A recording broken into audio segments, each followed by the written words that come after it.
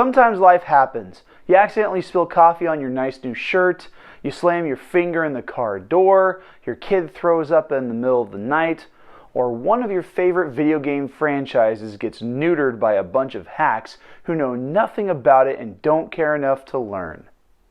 Ooh, crap. Sorry, this isn't the Film Maniacs podcast. What am I thinking? Now today we're talking about the hero's journey and the obstacles, challenges, and hindrances that come along when the hero approaches the ordeal. I'm your host, Garrett K. Jones. Welcome to the newest segment for Creators Corner.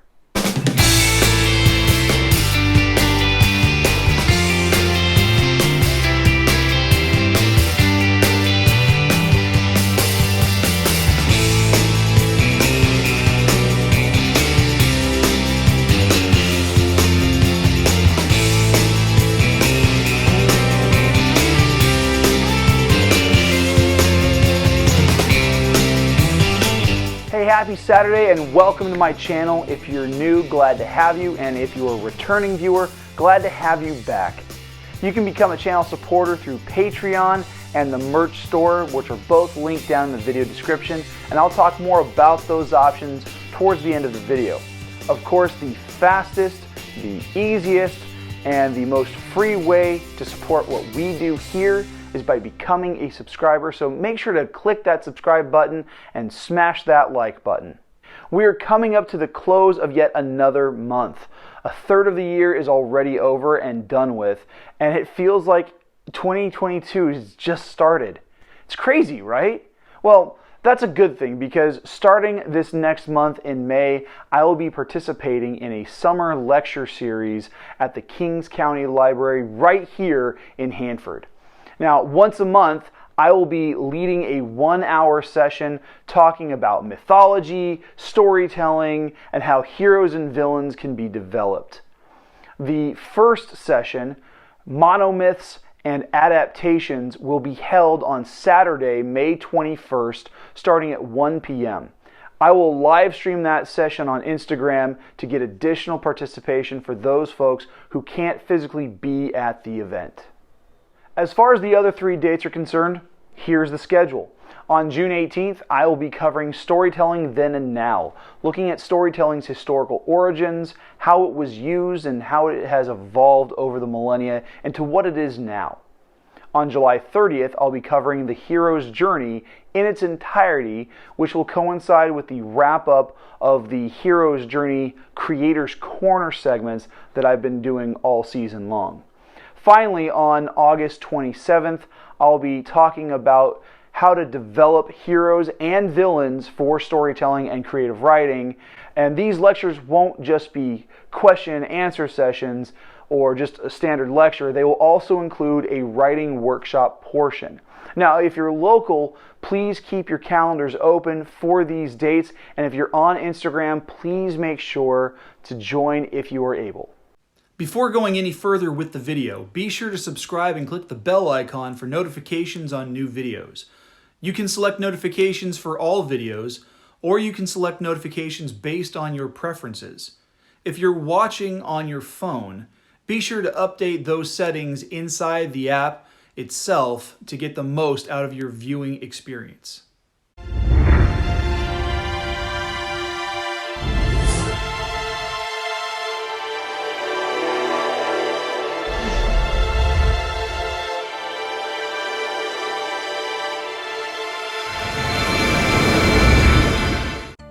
Last month on Creators Corner, we talked about the hero encountering tests, allies, and enemies along the way. These elements in the story help both the hero and the reader who follows the hero explore the larger world that they are getting exposed to. From the Star Wars example, Luke Skywalker gets introduced to Han, Solo, Chewbacca, and Princess Leia. He's also witnessed to Darth Vader's brutality and how dangerously persistent the Empire is in getting its way throughout the galaxy. He also encounters a few brushes with death. Now we and the hero begin to approach the ordeal. This is actually 2 steps. Step 7 is the approach, step 8 is the ordeal itself. Step 7 is where setbacks occur, sometimes causing the hero to try a new approach or to adopt new ideas. This is a lesson in persistence for the hero. When they fail, they need to try again. Often, the stakes are rising and real overall failure becomes less of an option. While we get a little of this on the Death Star with the Garbage Smasher and the majority of Luke's approach, it comes in escaping the space station.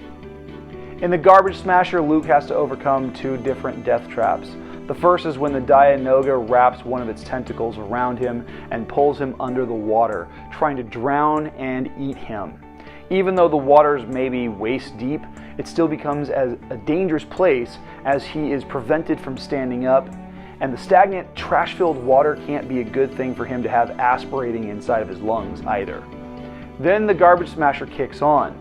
The monster leaves, and Luke and company have to try and figure out a way out of this death trap before they're squished into little itty-bitty pieces.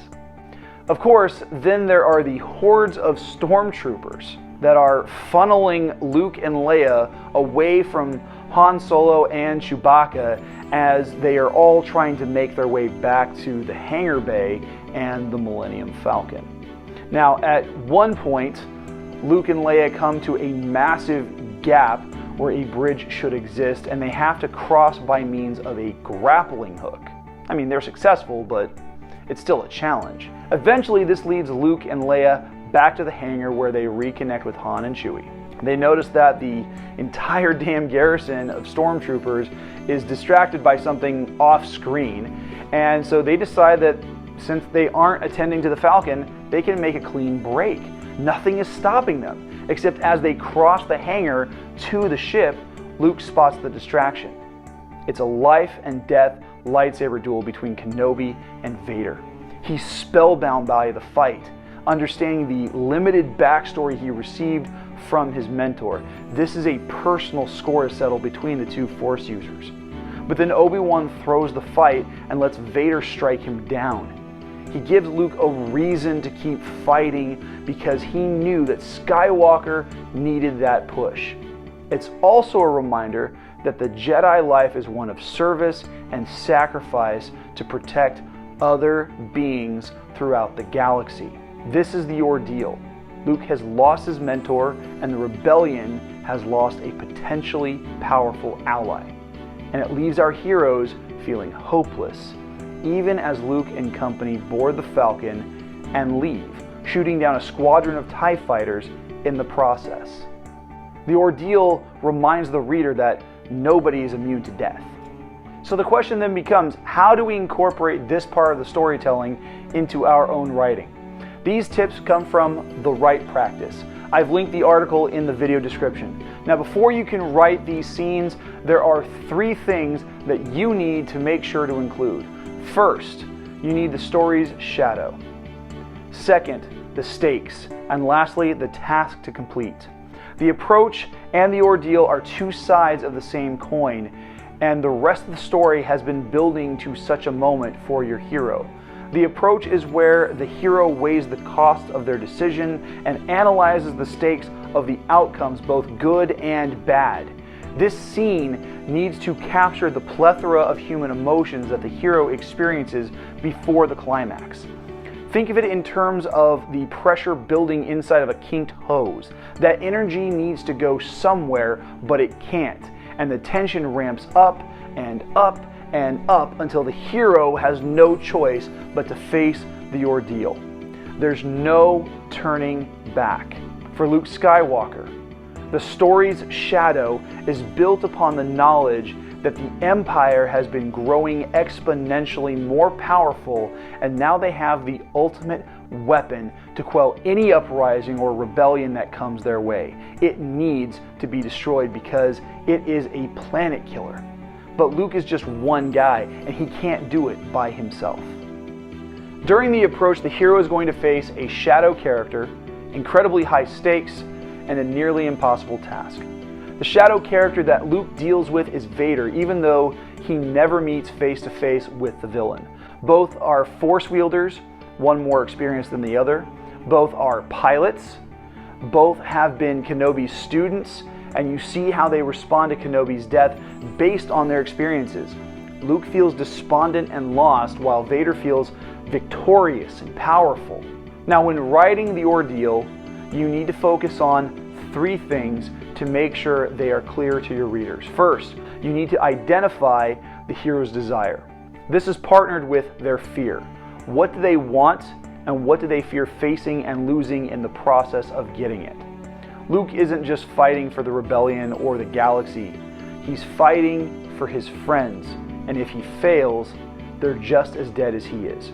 Second, have the hero contemplate these 2 things, their fear and their desire, while third, you as the writer refuse to give it to the hero, whatever it is that he or she wants. It's a bit sadistic, but it's incredibly effective when writing this climactic event. Hey, thanks for watching. Please hit like and subscribe, and if you'd like to support this channel, you can do so on Patreon through one of 3 affordable support plans. Patrons get access to blooper reels, behind-the-scenes videos, and so much more. You can also buy sweet merch from my store on Teespring, which you can then turn around and rep on Instagram and Twitter by tagging me at GKJ_publishing and using the hashtag 5kingdomsmerch. Or you can sign up for the free poster giveaway.